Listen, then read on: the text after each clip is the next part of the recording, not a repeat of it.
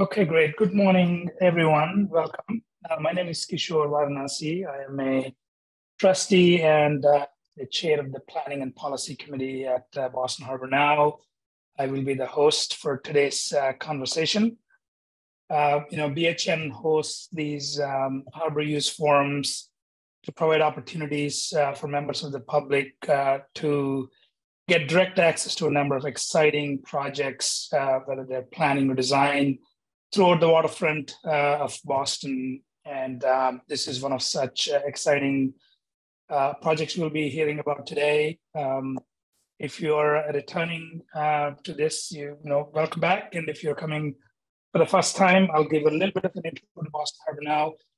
We are a nonprofit organization that focuses on making our waterfront resilient, equitable, and accessible to all. And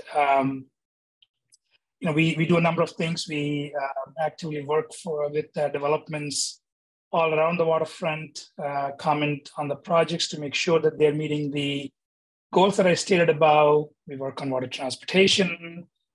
We work on providing ferry service to the harbor islands and also bring a diversity of constituents both to the waterfront and the islands through a number of outreach programs. And again, as I mentioned, through conversations like this and through our mission, we try to make sure that the waterfront is inclusive and resilient at the same time. So again, good to have all of you. I'm going to introduce the presentation and then I'll turn it over to the team here. So the Wharf District Council Climate Resiliency Task Force, which is represented by Mark Margulis, who is the president, right, Mark? Yes, of the Wharf District Council. We're excited to have you here. I've worked with a number of stakeholders to develop a district-wide solution for the central waterfront from a resiliency perspective. On a personal note, I'm excited to see this as I've worked very early on with the aquarium to develop the Blue Way concept. This is really taking this to a district-wide, which is quite exciting to see, obviously building on a lot of the previous work, including City of Boston's Climate Ready Boston plan for the downtown and the North End plans. I also saw that there was actually a price tag attached. So thanks to the diligent work that Derek Anderson from Arup and their team, I'm sure have contributed to a lot of the pragmatic side of things, along with the visionary idea that was brought forward. So again, Derek Anderson from Arup will talk about some of this as well in terms of the process, results, and next steps. And we'll open up for questions after the presentation. So Mark and Derek, over to you. Great. Thank you very much, Kishore. I'll just say a couple of words at the start to try to set the stage, if I may. So about 3.5 years ago, I think we started talking about the fact that all of the members of the Wharf District Council, which Derek will show on one of his slides, the extent of the membership, realized that each of the buildings along the water's edge and inland as well were working on individual plans for their buildings for climate resilience. But the city, of course, is going to be taking on the issue of a broader regional approach. And their focus was not on the Wharf District in a time frame that we felt was going to help protect our district as soon as we thought we needed to. And so we formed a public-private partnership, which is funded by contributions from all of the members themselves, as well as state funding that we received to engage Arup, as it turned out, to do a study that's going to basically protect the $3.9 billion worth of public infrastructure that is on the water's edge and inboard. And you'll see that what we're trying to make sure we're not getting flooded is a significant part of downtown Boston, because this is really a very exposed sluiceway, if you will, into the downtown area and beyond. So fast forward to the last year when we started working very in a focused way with Eric and Derek and his team, and gathering large groups of people to go through the whole process. And we've finally released just about 2 weeks ago the report that Derek is going to run through. So on our website, for those of you who are interested in seeing the detail, is a copy of the full report. There's also an executive summary there. It's wharfdistrictcouncil.org.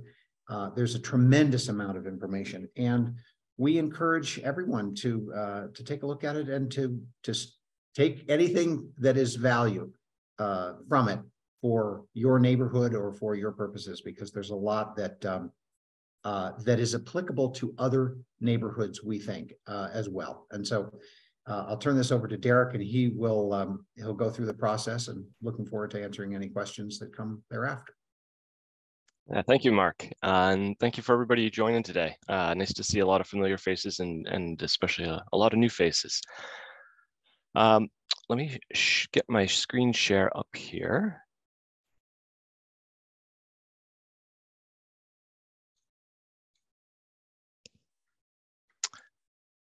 Okay, we should be seeing that now. Good. Feel free to holler, drop in the chat if you're not able to.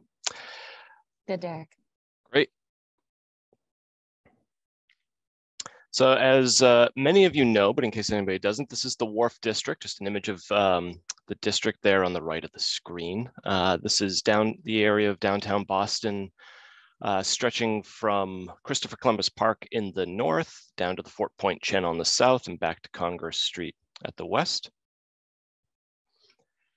This is an area of Boston, again, as I'm sure many of you know, that has already experienced significant flooding.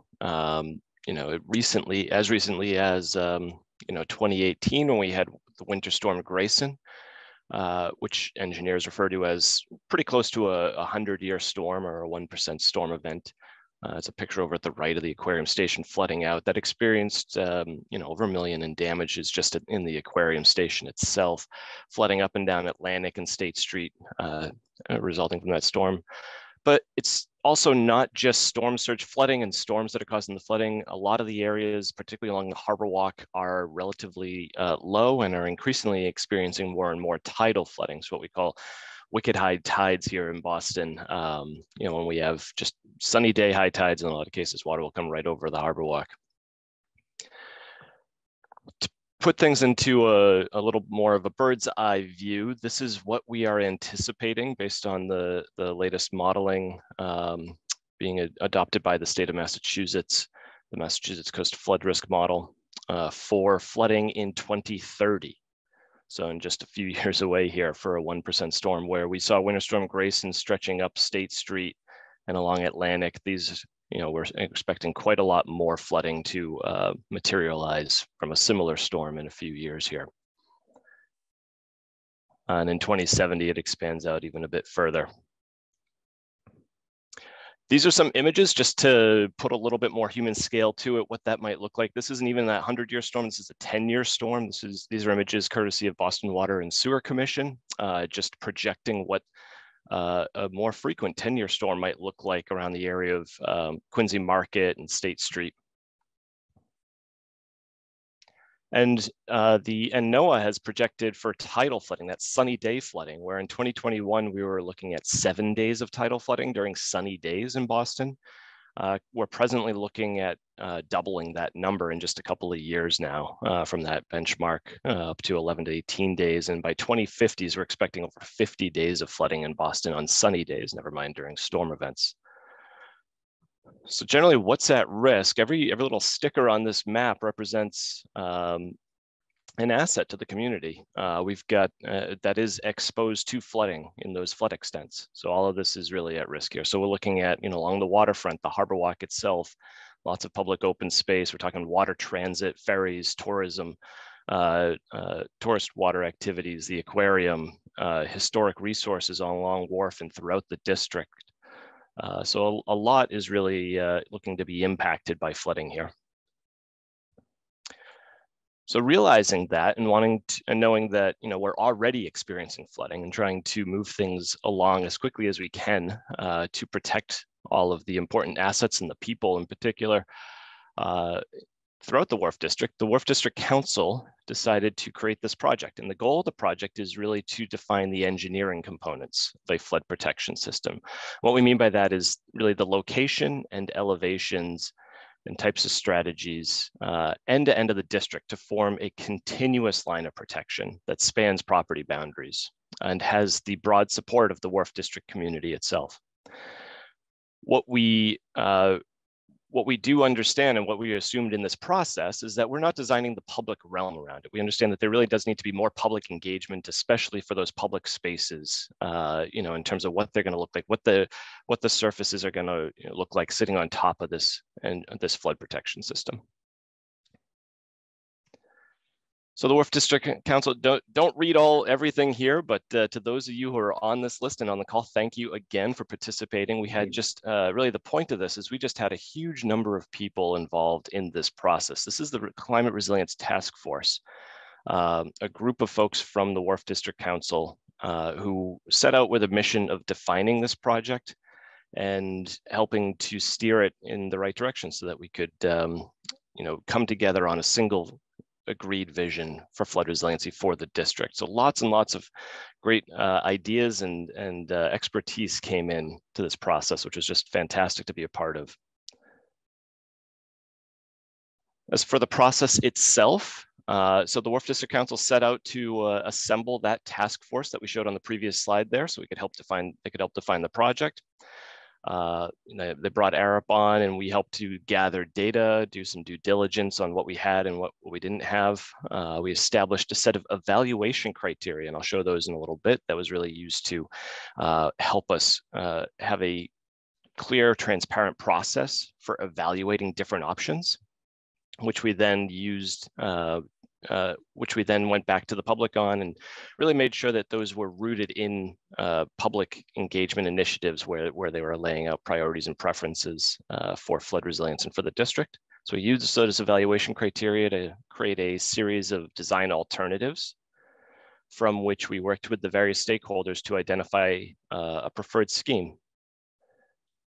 And from there, we've now published our report, as Mark mentioned, just a couple of weeks ago. We are continuing to do some work on that as we get more input from various folks, and as we continue to advance this, as we don't want this to sit on a shelf somewhere. The point of this is to move this towards action so we can actually protect our community here. And then, where the Wharf District is going from here, continuing to organize community conversations like this one, coordinate more with funding and implementation and permitting agencies, and to support neighboring communities with their own resiliency planning. We've definitely learned a lot in this process. We have a lot to share. We're really, the Wharf District Council is really looking to help other communities take kind of their own resilience journey here. So we built on the prior work the City of Boston had done with the Climate Ready Boston report and the Coastal Resilience Solutions report, as well as a public realm vision that the Wharf District Council had undertaken themselves in 2019.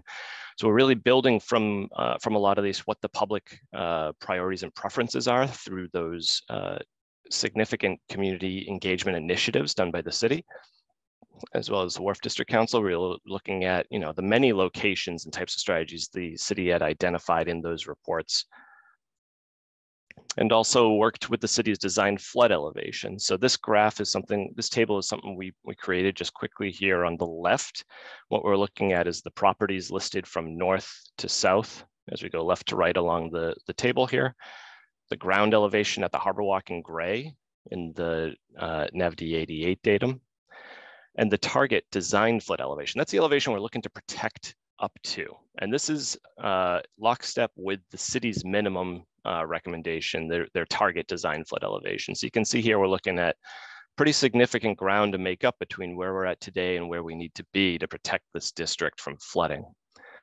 And then over at the right, it's the same information. We're just replacing the ground elevation at the Harbor Walk, which tends to be the lowest elevation along the district, with the first floor elevations of the waterfront buildings. You can see those do vary, but still a fair bit of ground to make up in a lot of places here to protect this district.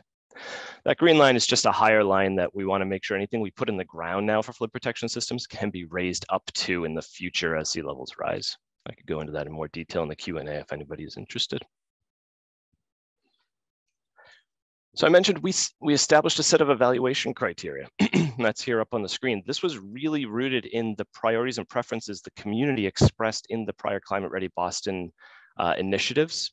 And then we went back to the Wharf District community and the many stakeholders involved in the community and representing various members of the community and the folks who use these spaces to really refine this into a set of usable evaluation criteria for that underpins both a quantifiable and a qualifiable evaluation criteria assessment. So this really, what these do, we take each of these criteria, we use them to rank and prioritize different strategies.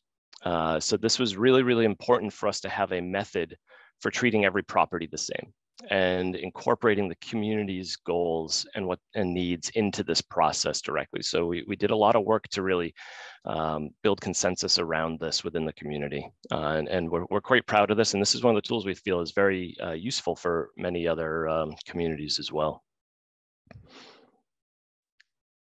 A big part of that was incorporating social equity, and particularly as it relates to waterfront access into our plan.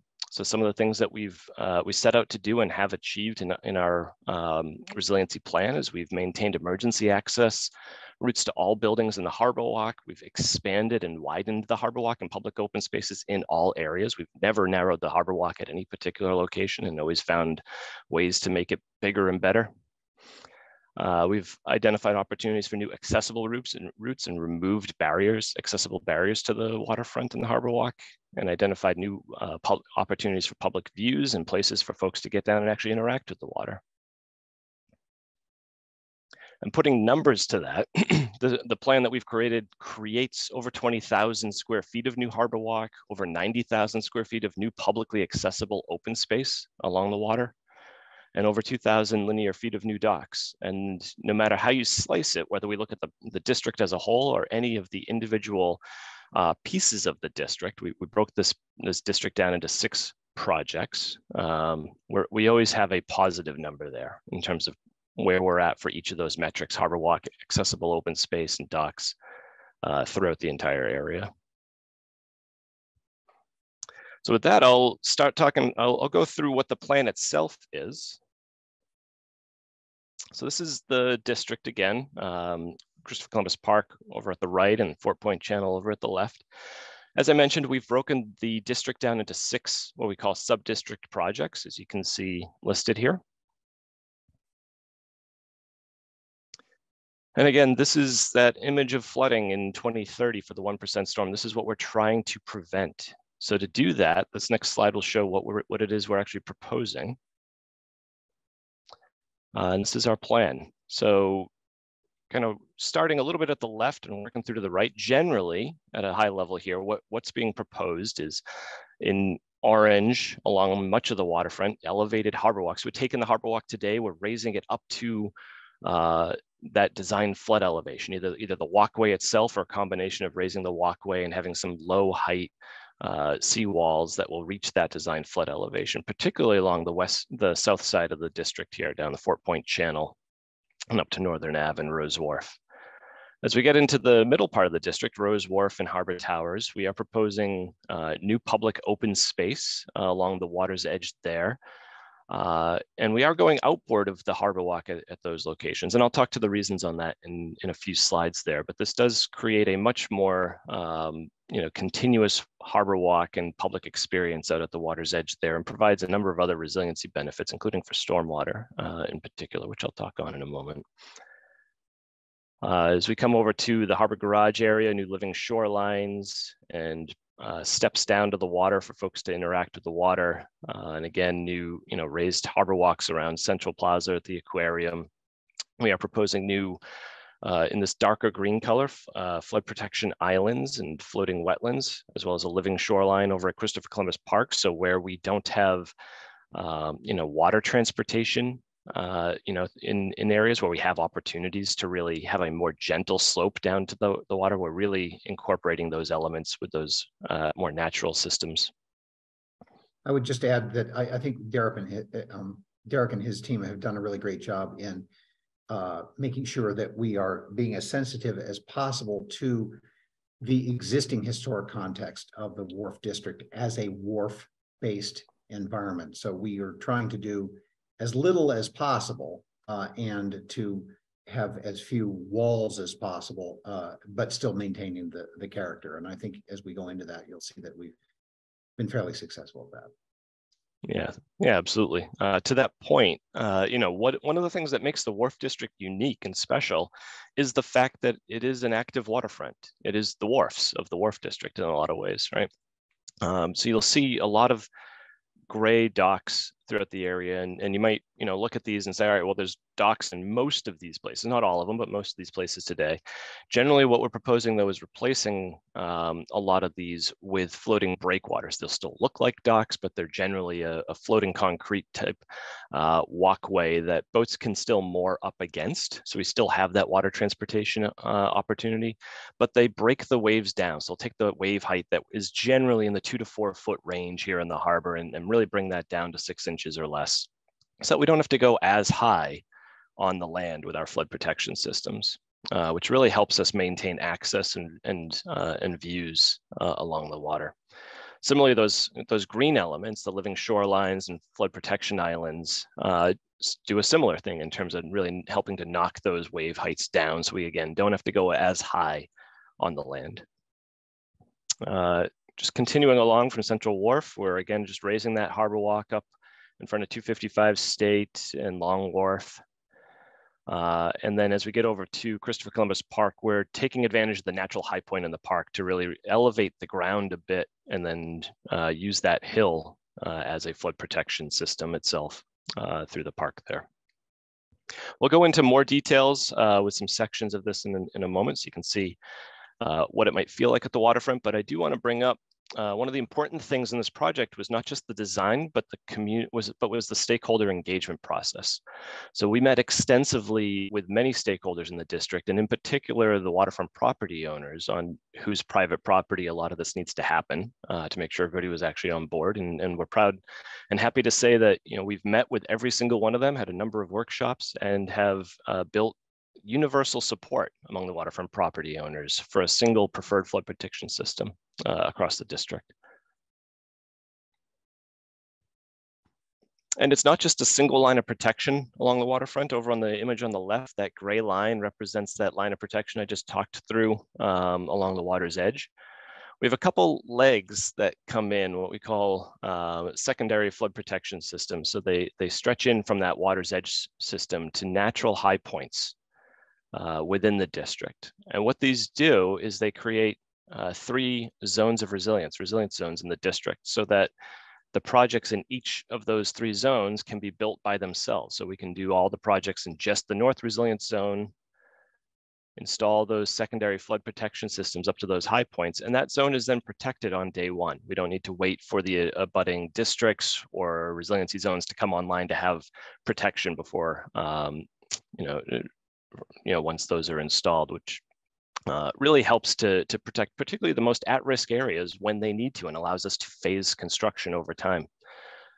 Additionally, if there's a single point of failure anywhere in the system, this will help prevent widespread flooding throughout the district and the city.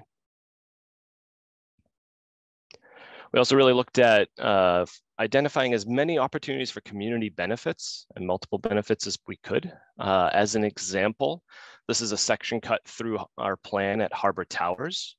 And as I mentioned, this is one of the sites where we are going outboard. So you can see here, the existing seawall is back at the, back in the middle of the shot here. And we are pushing that out a bit here, where this is a location where the water is relatively shallow. We're able to bump out here without impacting water transportation. And it's an opportunity as it's at a real low point in the district where stormwater is naturally going to want to collect. So it's a great opportunity to provide flood storage. So what we're really doing here is creating space for new underground storage tanks to deal with all the rainwater that would fall on what we want to be the dry side of this flood protection system, so that we don't just have a bathtub back there that fills up with water when it rains. So we've got those. Yeah, go ahead. One of the other things that we've been very aware of is that this harbor walk is a public amenity and benefit to everybody, but it is not necessarily clear to to visitors or those who are not familiar with the area that it should be welcoming to all. And so this is a pretty good example for those of you who know Harbor Towers that, you know, a lot of times it sort of feels like you're walking through private space, and same thing at Rose Wharf. And so by pushing it out, there are these benefits for the flood storage tanks that Derek mentioned that are really essential to being able to prevent flooding in the area. But it also makes for a much more welcoming environment for people who want to stroll the harbor walk and don't feel like they're walking through someone else's front or backyard. Absolutely. So some of the elements we are really trying to incorporate throughout the district, and as you know, as Mark mentioned, you know, the public waterfront open space, really an inclusive, a more welcoming, inclusive open space for folks. You know, in the stormwater tanks I mentioned, we've also got new opportunities for trees and shade structures in many places throughout the district to deal with urban heat resiliency. We're identifying opportunities. As I mentioned, there are a number of places where we do have you know, green type infrastructure in terms of living shorelines and wetlands and so on. But in many places, we just, you know, where we do have a need for water transportation, we might not be able to really gently go out, but we are finding opportunities even in these locations to provide places for things like filter feeders and such. And again, that accessible harbor walk and really focusing on the water transportation that's so important here in this particular district. I think this is another really good example, if you will, for a second. Thank you, Doug. This is a really good example of what a wall is not. So we are coming up from the low point here. How many feet are we coming up here, Derek? Do you remember? It's like 4 feet or so, right? Yeah, at this one, we're coming up about 5 feet, I believe. 5 feet.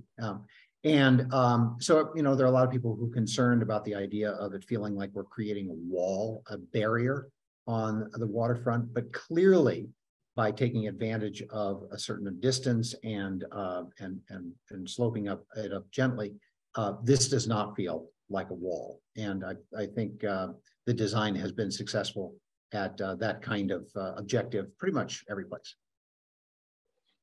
Yeah, sometimes, you know, really by taking that elevation difference, you almost don't notice it too much. You know, it really gradually comes up over a much longer period here, so that it does feel much more gradual and stretches that experience out.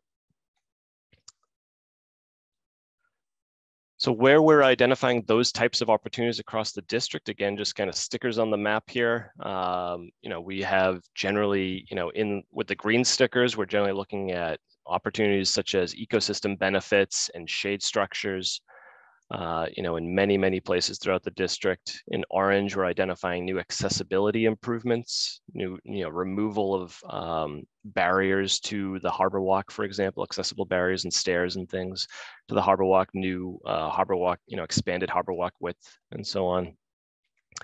And in blue, we're identifying a number of new opportunities to interact with the water, views of the harbor, water transportation and recreation opportunities, and access to the water.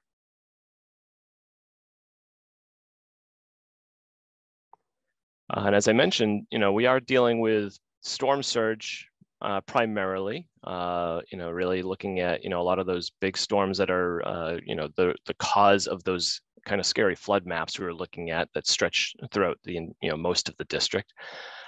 We are dealing with rainfall, as I mentioned, in terms of stormwater being stored in many places and groundwater. You know, throughout what's not visible in our plans is we generally have deep cutoff walls going down 30 or so feet into the ground to really reduce the flow of groundwater underneath this system. So we don't just have, you know, the harbor flanking the system from below and flooding and bubbling up behind us. But to touch a little bit more on the rainfall, this map shows the catchment area, basically the area where if rain falls in our district, this is the area that we have to deal with. And you can think if we are getting a heavy rainstorm event, you know, 5, 6, 7, 8 inches of rain over this entire area, that's a lot of water. And if we have a storm surge out at sea, that is, you know, as high as we're anticipating it to be, then the city's sewers aren't going to be able to send that water out to the harbor. They're going to get backed up, and we're going to end up with flooding from the rainfall itself in these two watershed areas. So to address that, we are providing a whole heck of a lot of stormwater storage as well as pumping systems. So I mentioned, we showed that image over at Harbor Towers. We've got a number of storage tanks underground at that location.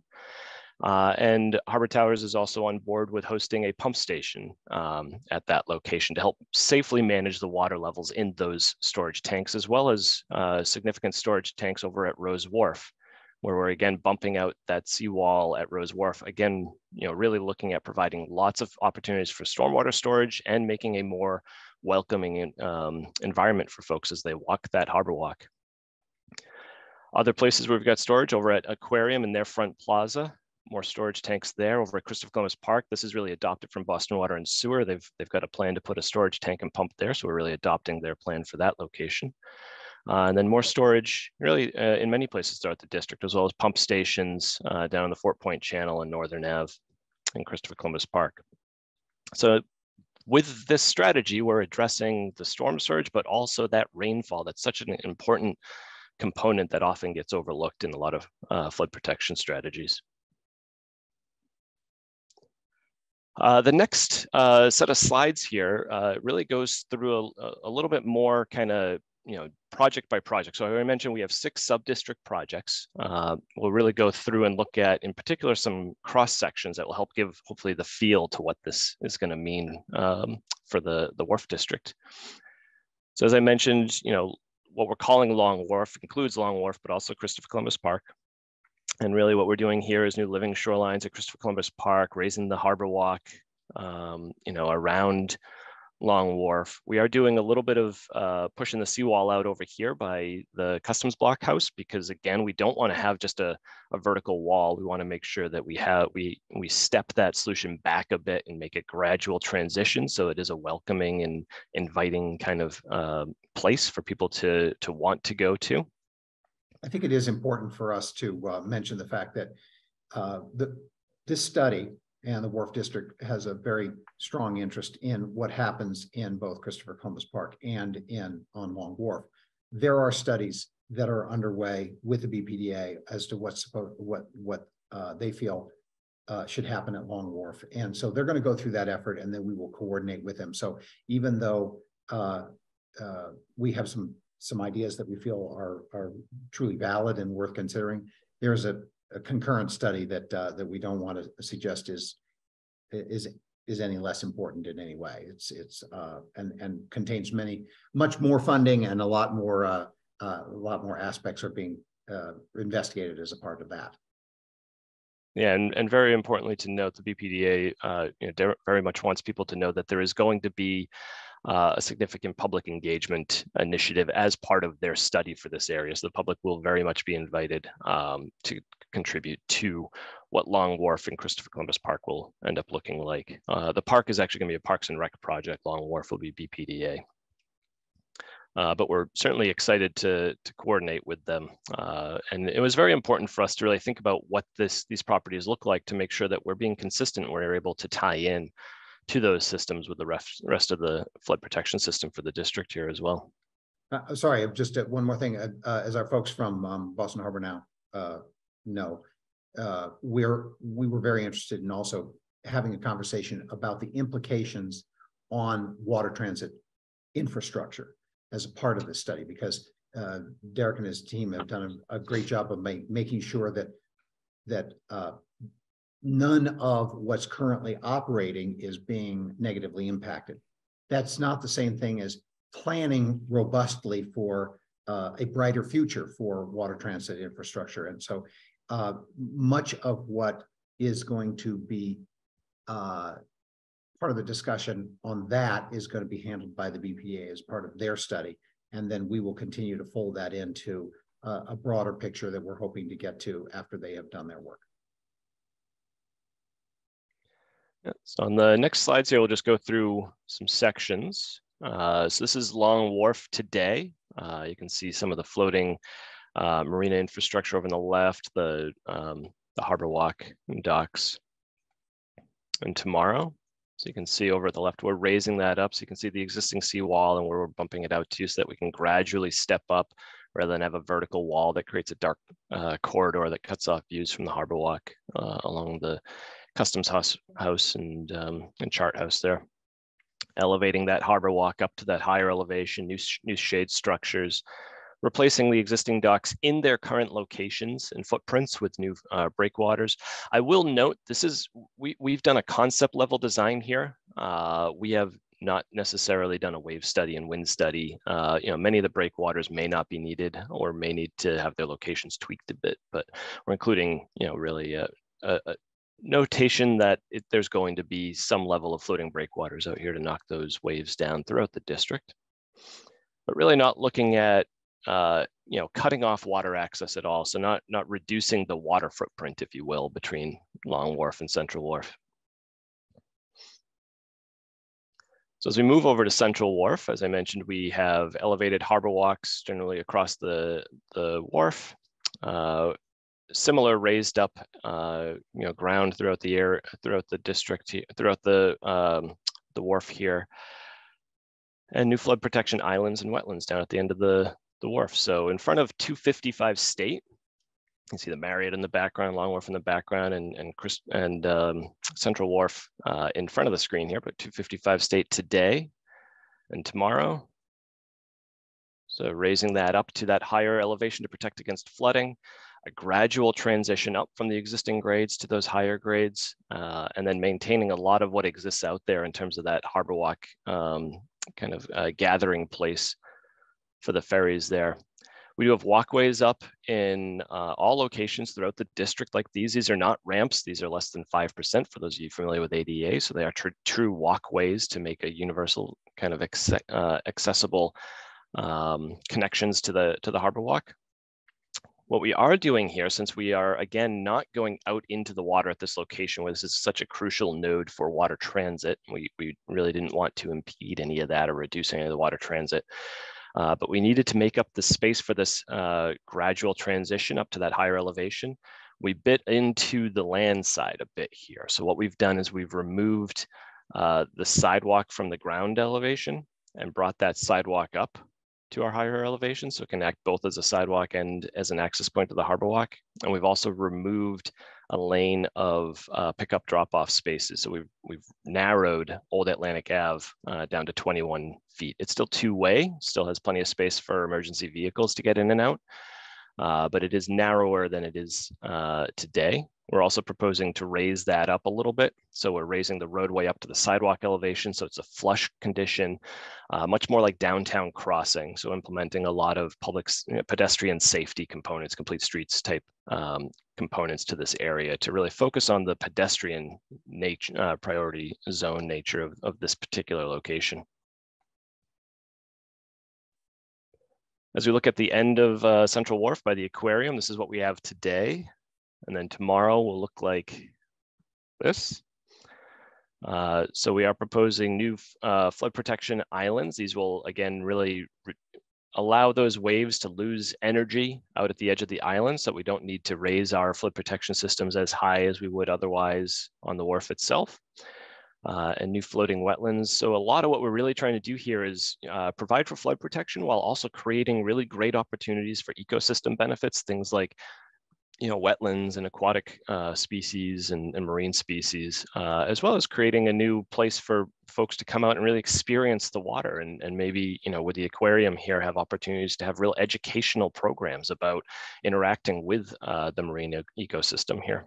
And we understand that the aquarium is doing their own master plan for this. And so it may be similar to this, it may be, different, but the idea is that this is at least philosophically consistent. I believe the folks at the aquarium would agree with the direction that they have given us so far.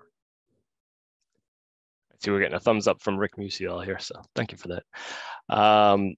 So one of the things I'll note here, as you can see, we are raising up the harbor walk. Again, we wanted to be gradual here throughout the wharf. We don't want hard walls that are going to cut people off from the waterfront or make them not make an environment that we don't like. But also as we bring in these stepped solutions throughout the wharf, we're losing a lot of that publicly accessible open space, and particularly the programmable open space along the water's edge that's so important to tourism, to the aquarium, to the public. in these areas. You know, so at this wharf, we are again kind of squaring off the wharf where there's a lot of jagged edges. We're just straightening out a couple lines here, with the primary goal here of making sure that we're not losing that that waterfront open space and that programmable space there out on the wharf. As we move over towards Harbor Towers, we talked about this one a bit already, but generally, you know, we've got that, you know, those steps down to the water in front of the garage, as well as a living shoreline, elevated harbor walk, really maintaining access to the existing marina there, and bumping out the seawall to provide for, you know, a more welcoming harbor walk and public open space that'll be, you know, I think much better than what we've got out there today for the public, and also, you know, lots of space for storage of stormwater. So in front of Harbor Garage, this is what we have today. Today you step down to the harbor walk, and tomorrow we will be stepping up to get to the water, which will be a different experience for sure, but a necessary one. But again, you know, walkways up, not ramps, so gentle walkways up to that harbor walk elevation, gentle slope transitions up, lots of opportunities again for new shade structures and trees, and then our living shoreline and steps down to the water. Question we often get asked is, you know, what does this mean relative to the conversation that's been going on about the redevelopment of the Harbor Garage? And the answer is that this can and should happen independently of that. So we are agnostic about the eventual development or not of that site. This is what's necessary to protect the district, and what happens in board of that is a completely separate conversation. So we talked a bit about Harbor Towers already. This is the condition today. Again, kind of stepping down to the harbor walk in a lot of places today, and just leveling that out and gradually coming up to our flood protection elevation tomorrow. Over at Rose Wharf, again, bumping that seawall out to surround two of the wharf buildings there today, but otherwise elevated harbor walk at the same location that the harbor walk is at. So Rose Wharf today and tomorrow. So you can see, you know, really creating spaces where, you know, today folks really need to, you know, follow the edge of those wharf buildings today and kind of really feel like they're walking through people's front steps and front yards and you know, likely not really feeling terribly welcome to be there. Really keeping that experience out at the water's edge, making it, you know, much more public feel, while creating lots of space for storage tanks for stormwater. This is one of the trickiest locations because these buildings are all on pilings, and when this was first being proposed as a solution, it seemed crazy and radical. But in fact, there isn't another way to protect the district in general from the rising sea levels unless you create a solid impediment to flooding here. And so by using the fact that the buildings are on pilings, we have room for flood storage tanks underneath, and it allows that, as Derek said, that harbor walk to go around the perimeter. And continuing on, still in Rose Wharf today, again, stepping down to the harbor walk today and leveling that out tomorrow. This is one location where we do have a low height seawall along the edge of that harbor walk there. So a couple of feet high, so not impacting views, but providing an important level of protection. And then the Northern Avenue group of properties, so from 400 Atlantic down to the James Hook site. Today, we've got that harbor walk space out there. But what we're really doing here is raising that harbor walk up, removing stairs that are out there today, creating barriers to access for a lot of folks, and improving the old burnt out docks that are over on the James Hook site. So what we have today over at the James Hook site, you know, the burnt out dock in that area. And tomorrow, so as you may know, there's some stairs out back there today. Those are gone. We've got a nice flush harbor walk for probably the first time. So a truly accessible space there, and bringing that experience all the way around to a new small pedestrian bridge connection to the Seaport Boulevard Bridge, the Moakley Bridge there, onto the harbor walk to really invite people to that space. And again, this this is agnostic as to what development does or doesn't happen here. Mm-hmm. And then the last group of properties, the Fort Point Channel. So again, raising that harbor walk up, really in place where it's at today with a new seawall right in front of the harbor walk, but not going out beyond the existing harbor walk at all. With the exception of here at Independence Wharf, we needed to bump out about 12 feet from the face of the building there. Today, the harbor walk goes through the building. It's a very low height harbor walk, cutting through the building. So, to maintain the views, but also importantly for the structure that's there, we had to come out and around there. So that'll create some interesting new views of the Fort Point Channel. But one thing I'll note with this group of properties, every property owner from these Fort Point Channel properties all the way up to Rose Wharf independently came to us and said, look, this works, we're on board with this, but it would sure be make a heck of a lot more sense if things move forward with the Northern Ave storm surge barrier that Boston Water and Sewer Commission has proposed. We do understand this is being studied by the Army Corps for potential implementation, but the timeline may be quite far out. And there's certainly a significant price tag to this, but it would certainly offset a lot of the costs that would otherwise be needed at just that Fort Point Channel group of properties, where the flood protection systems we're proposing there are not necessary to deal with storm surge. And those properties are already above the tidal flooding elevations in 2070. So we would need to do much, much less for those properties if this system were in place. So this particular location at Northern Avenue is being recommended by the property owners in the study area for further consideration by the city and Army Corps in lieu of what we're proposing at the Fort Point Channel. And in answer to one of the questions in the chat, it is our plan to continue to coordinate with Boston Water and Sewer on this and the other storage areas that Derek has mentioned. And we do continue to coordinate with the folks who, like the Children's Museum and others who are on the channel. That connection, both to the south and the north, to the rest of the neighborhoods in our area, really is essential for us to continue to work on. So just a couple slides here to wrap things up. We do have an implementation timeline. So we are noting that the properties at the north end of the district, from Long Wharf down to Harbor Towers, have that flood protection system implemented really as soon as possible. They're already at risk of flooding. Rose Wharf looking at providing their own building level flood protections initially, and by the 2050s, really extending that line of protection through Rose Wharf and through the southern area of the properties. The Fort Point Channel properties also are looking at needing some building level protection in the 2030s to 2040s before we really want to make sure we've got a district-wide system in place by the 2050s. We do have costs for this. We are breaking costs down by each of the 6 sub-district projects as well as the total. We're also breaking it down by phasing. So what needs to happen basically immediately or by the 2030s, what we would propose to happen by the 2050s and the 2070s.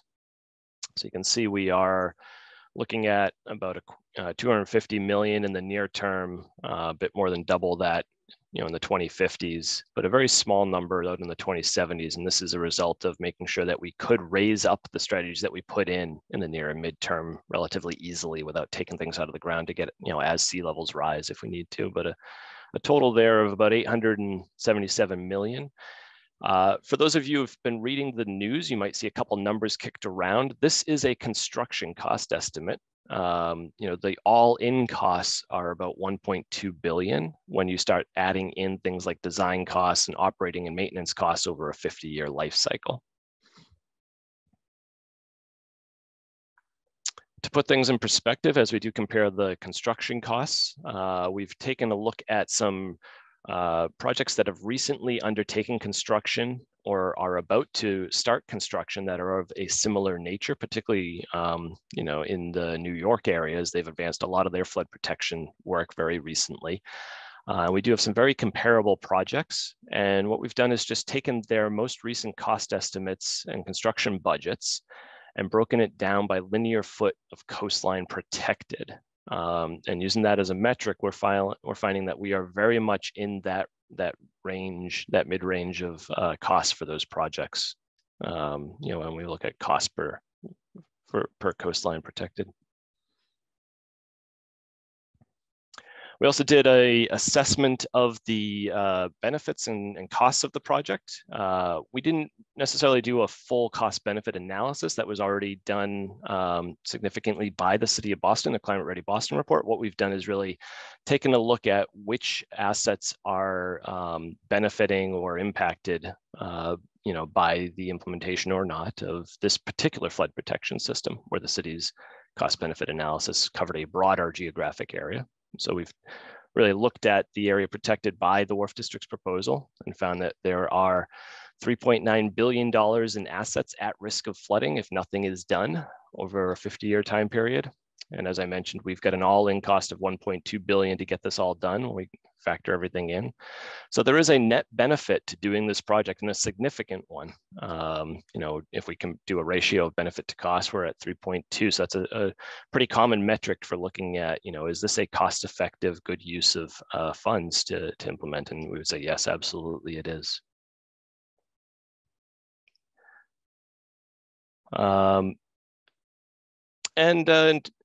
In terms of just next steps before we close out and open up for conversation here. So this is the timeline we presented at the beginning. So just kind of, from assembling the task force to publishing our report and continuing the conversation and actions moving forward. Really what we're looking to do now, in the near term here, the Wharf District Council is really looking to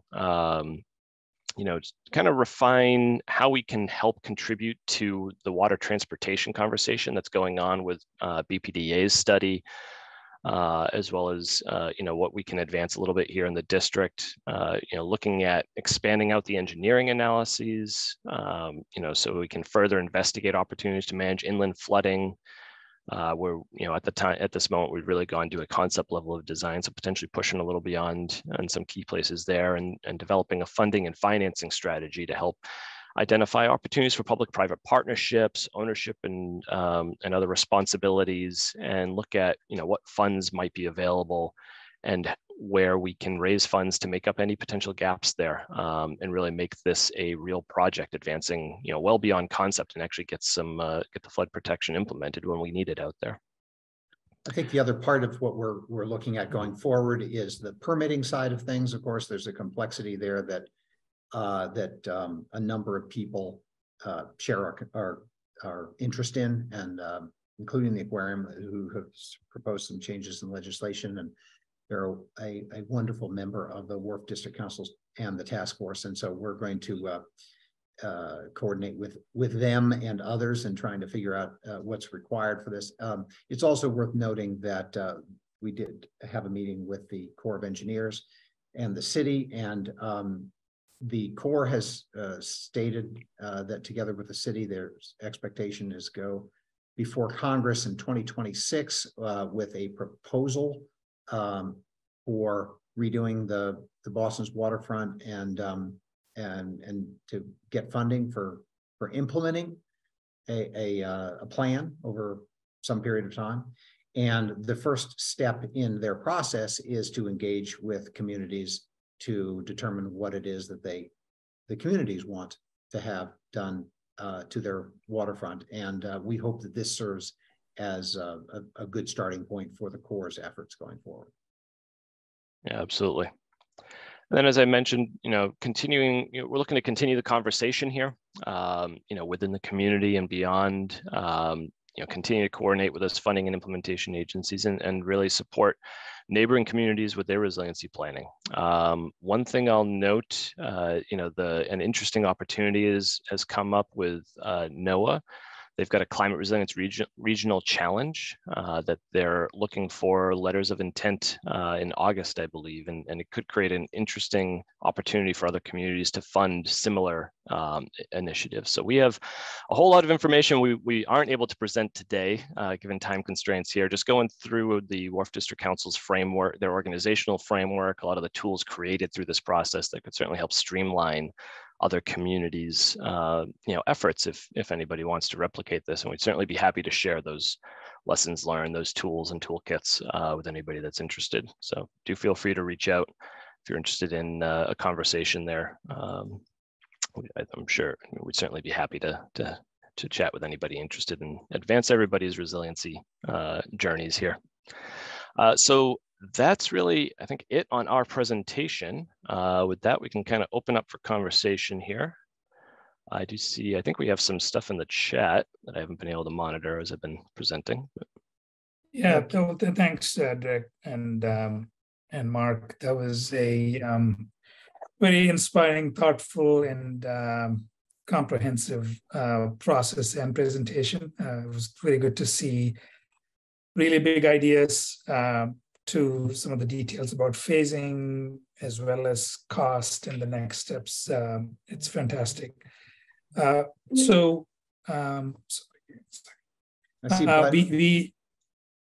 Right. Bud has, I see Bud has a raised hand, but go ahead, Kishore, you're going to go ahead. Yeah. I think people should raise hands or put your questions in chat, and Alice will monitor and bring up those questions. I do have a lot of questions given the extent and the depth of your presentation, but I'll hold those. Let us take the questions from the audience. I know they're coming through already. So Alice, do you want to manage this? Yeah, thank you. We do have questions in the chat, and we do have people with their hand raised. I'm going to start with the first person who used the Q&A function. And it came up a little bit, but the person submitted this question a while ago. Can you discuss plans for funding the initiative in detail? What do you imagine the private share to be?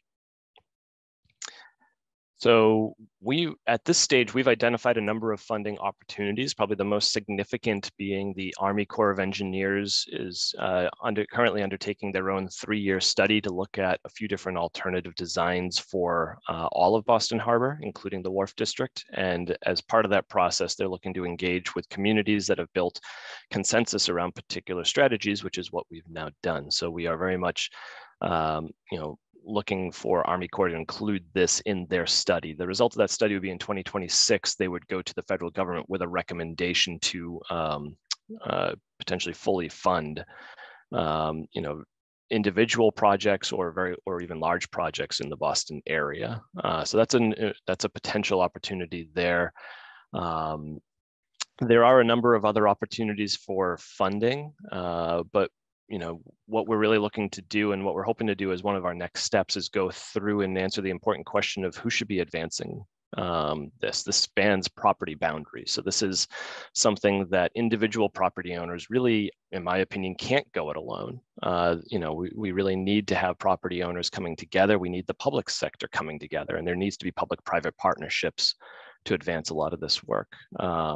So it's also worth saying that this regional solution is not intended to suggest that individual property owners don't have to be doing their own building resilience projects. So Harbor Towers has theirs underway, Rose Wharf, all of the individual buildings have to be doing something or other to their own buildings. It's just this regional approach to the protection of the infrastructure inboard, that $3.9 billion that we're really focused on, that this project is really focused on.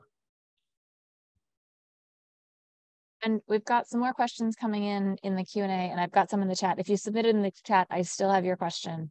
And I know that Bud has his hand up. So I'll go to Bud, and then I'll go to the chat, and then I'll go to the Q&A. We'll sort of cycle around. Thanks, Alice. And my question actually relates directly to what Mark and Derek were just talking about.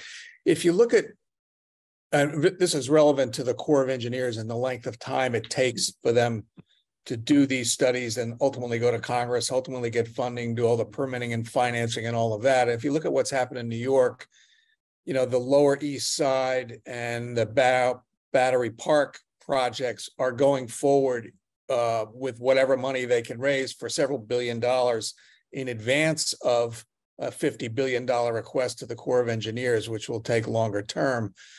And maybe it's helpful to think about what you've come up with. You've got about $250 million worth of near-term work, ideally between now and 2030, or let's be more generous, 2035, that's unlikely to be funded by the Corps of Engineers in a timely fashion, or by the US Congress especially. So I think it might behoove us to think about how can we raise the funds for that $250 million near-term chunk while the Corps of Engineers studies the more comprehensive and longer-term approach. That's a good point. And certainly the work that's being done by the BPDA now on Long Wharf is looking at both short-term and longer-term solutions. I think it's a good point, Bud. I'm a little bit nervous about doing short-term solutions that might not end up addressing the bigger picture. But you're right. It's the timeline is a really critical part of the discussion. You know, the hard part, and there's obvious economies of scale. If you could do everything at once, would be the best for sure. Right, and when do you do one part now that doesn't address the stormwater retention issue because that's too complicated? It's a conundrum.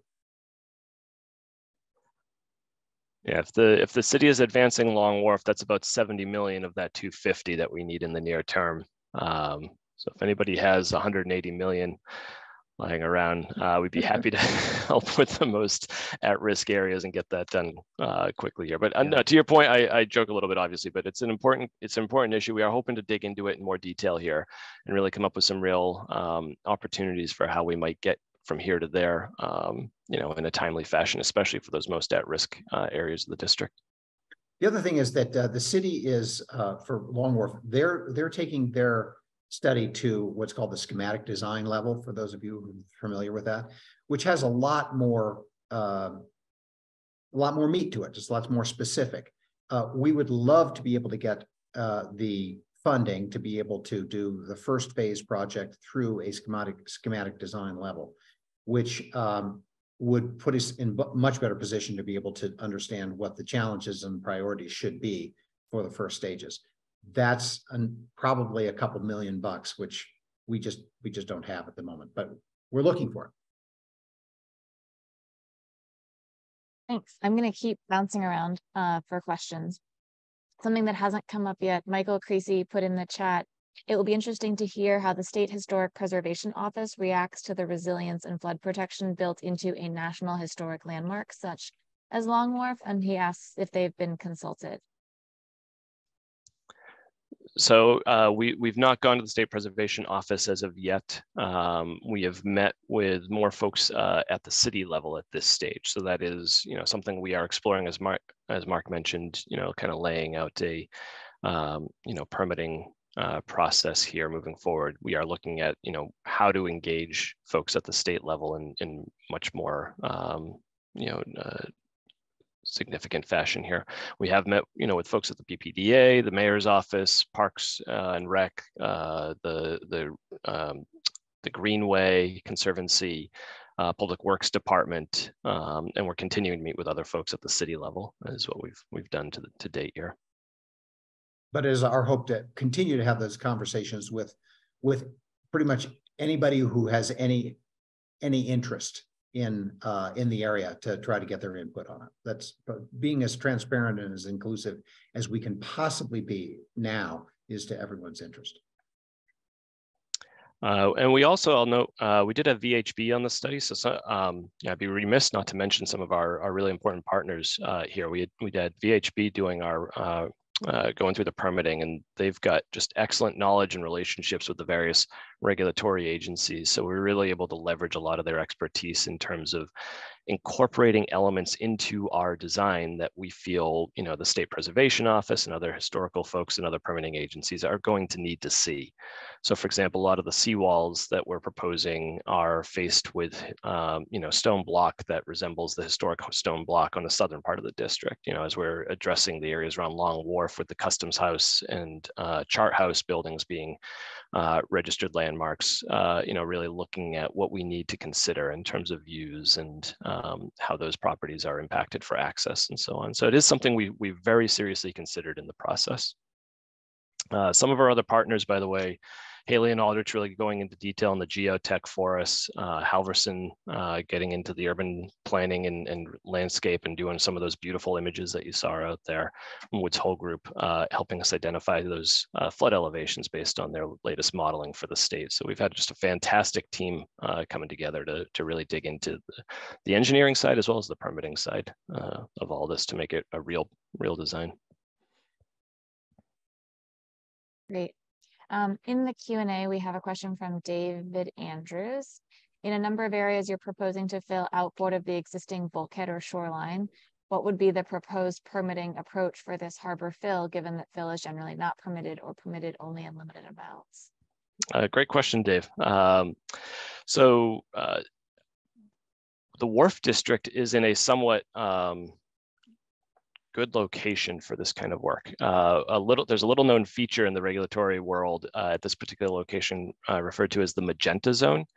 So for most of the Wharf District and stretching up in the north end, the waters along the harbor are designated non-navigable and therefore exempt from federal 401, 404 permits. So the federal permits really don't apply to fill in the water.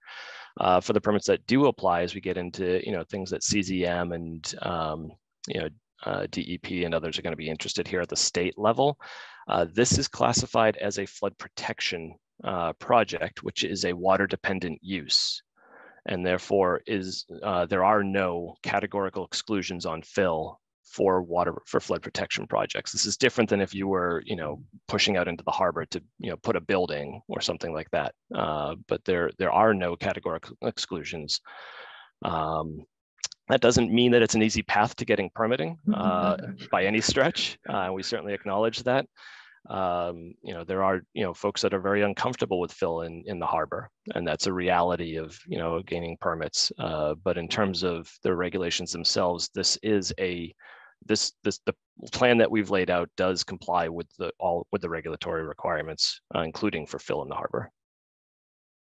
Thanks, Derek. Thank you. We had a lot of questions early on from Lois Siegelman in the chat, and I think some of them had really good answers. So for folks either watching the recording or not following along in the chat, Lois asked first how much the study that's already been completed has cost. And Mark shared that the design budget to date was about $600,000. We talked a little bit, she asked about who funded the study and what entities will pay for the new harbor walk and changes. I think we've talked about that to some extent. And then Lois also asked, for clarity, also, I know Lois lives in Charlestown. She's asking, to save time and money, can we utilize the beginning of the Wharf District Council planning efforts? And Mark said, we certainly hope so. I think that's most of Lois's questions, but Lois, if you have anything else, please feel free to chime in. Cheryl Lavallee asked about the new height. And Mark said it varies. We have to get to 15 feet. And I want to clarify for folks following along that there's two types of ways we measure elevation in Boston. There's NAVD 88 and BCB. They have deeper meaning. So 15 feet is one way to classify it, and 21 feet is another way to classify it. So depending on which base level you're using for sea level rise, it's different. But all of that information was sort of in Derek's original slide. You sort of saw that everything needed to go up. Relative to existing ground, Mark and Derek, can you talk about a little bit about the ranges of, like, some places are already almost at that height and some places need a lot to get to that height. Can you talk about that a little bit? Yeah, absolutely. I would just add that I would encourage people to take a look at the actual study that's online. One of the things that surprised me is how much variation there is, both in terms of the ground plane, even just through this district, relative to where the design flood elevation has to get to, and also that the design flood elevation is different in different parts of the city, based on, I guess, expected wave heights and different sort of elements. So while this is a careful study for the Wharf District, every neighborhood really needs to study its own design flood elevation and existing elevations to be able to come up with this. This is not a universal answer for everyone. Yeah, and you can see on the screen, it's also not a universal answer for individual properties. The north part of the district, we've got a ground elevation, again, talking about that NAVD 88 datum of, 7-ish feet to 10-ish feet. at the Harbor Walk. You know, we need to get up to 15. So we're talking, you know, 5 to 8 feet in a lot of places. It's much less down in the 4-point channel area. When you're actually at the buildings, it varies much more significantly, where some buildings are raised up a bit above the surrounding ground, you know, and can kind of protect themselves to some degree, but we still need to think about flow pathways around the buildings as a main goal is protecting the inland areas and not just the waterfront properties.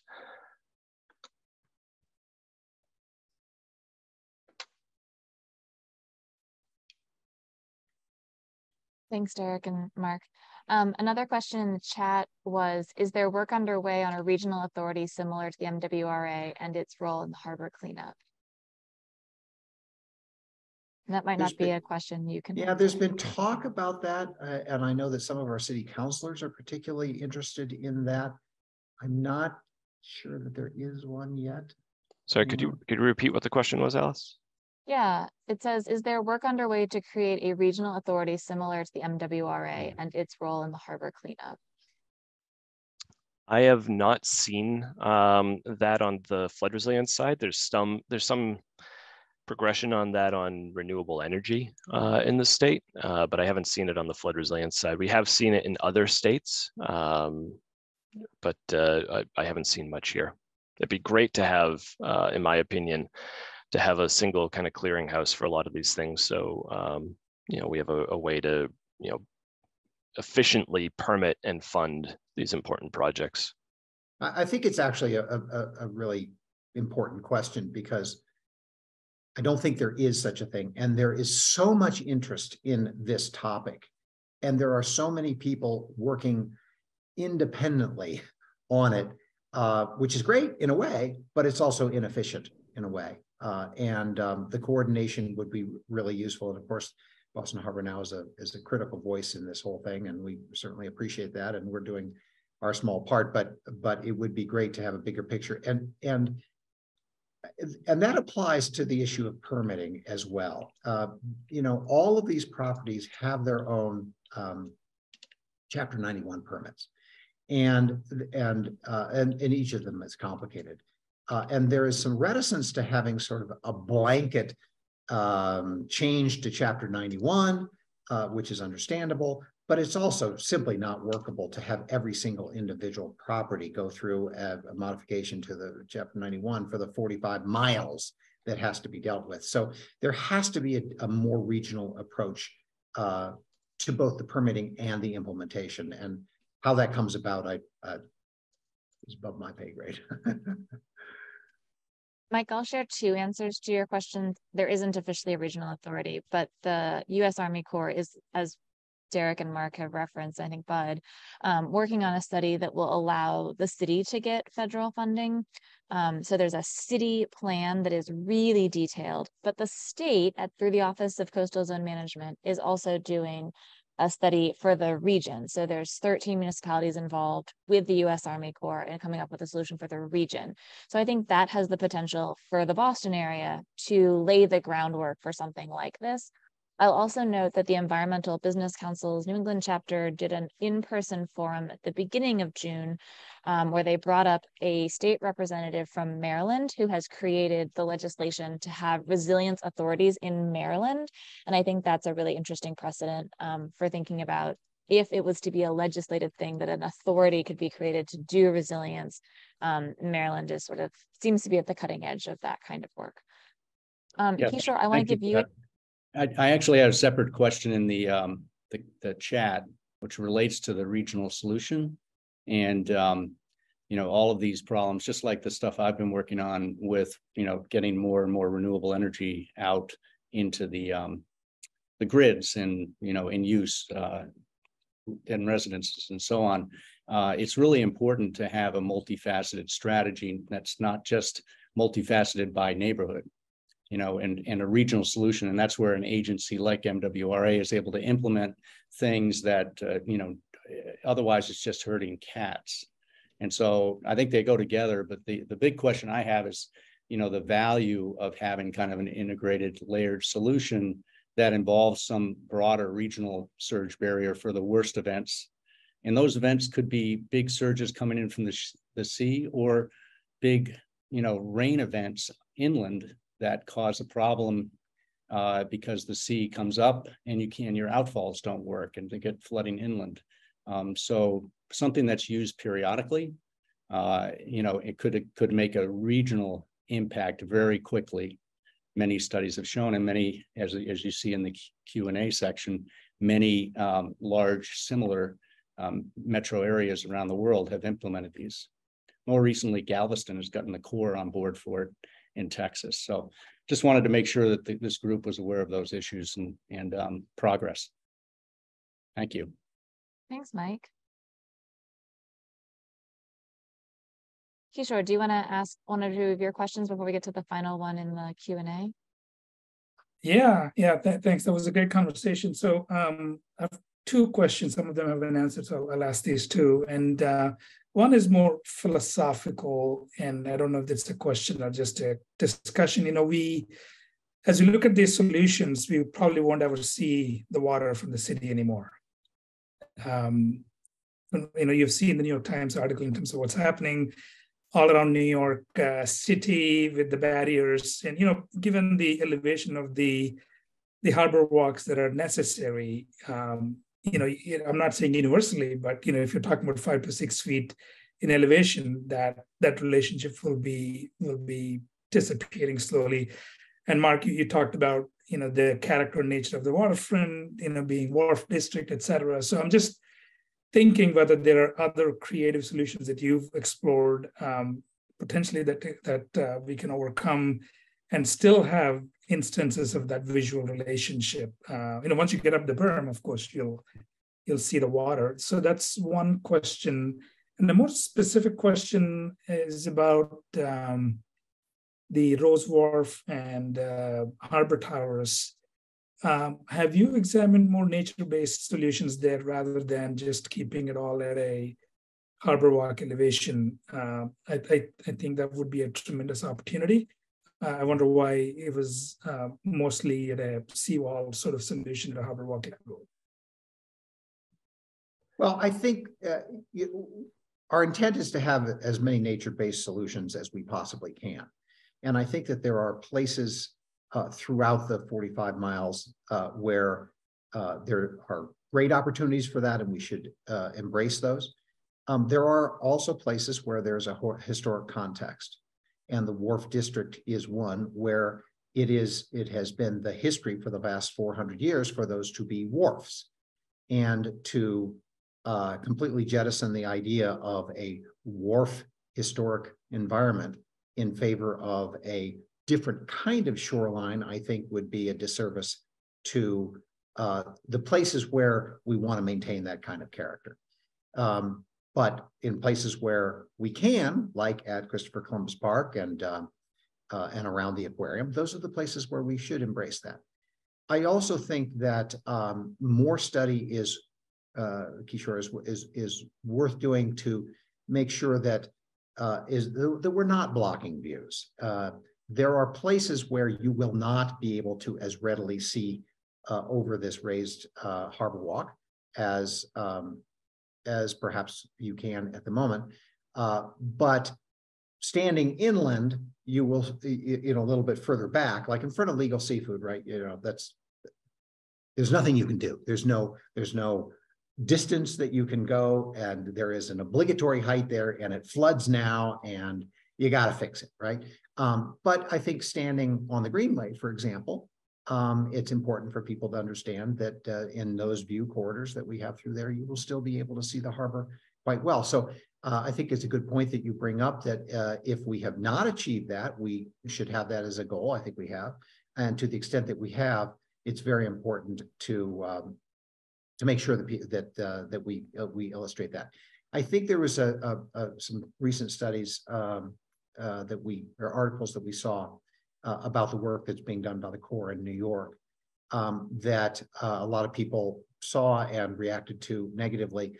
It's important, first of all, to recognize the fact that we're not taking that approach, number one, and number two, that those renderings were not accurate. They were created by a different entity than the folks who were involved in the design.